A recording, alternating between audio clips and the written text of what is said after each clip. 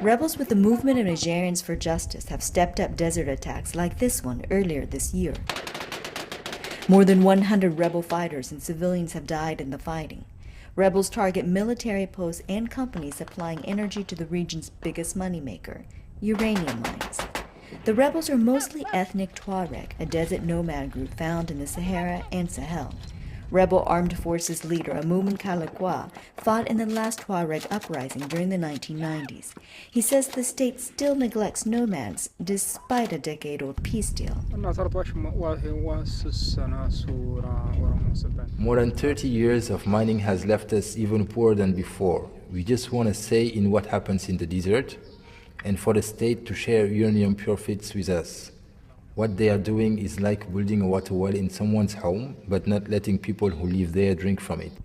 Niger's President Mamadou Tandja refuses to negotiate with the rebels, calling them drug traffickers. He says they want to keep out law enforcement and mining companies in order to transport drugs through the mostly unpatrolled desert. The rebels denied this.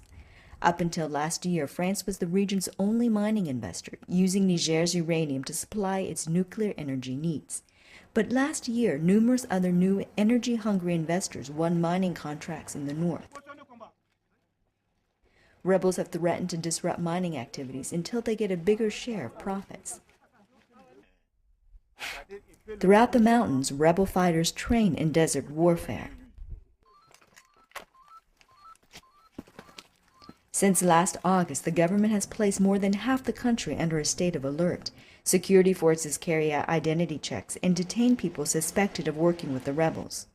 Herder Estafa Ehia says his grazing camels wandered last December out of the desert onto the paved road linking the mining towns Arlit and Agadez.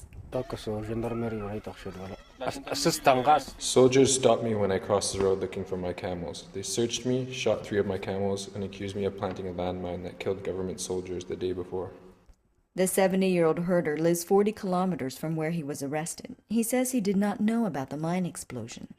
Ahia was released after 9 days in detention.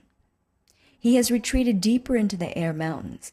He says that perhaps in this corner of the desert, he and his animals will be safe from the rebellion. Phuong Tran, for VOA News, Air Mountains, Niger.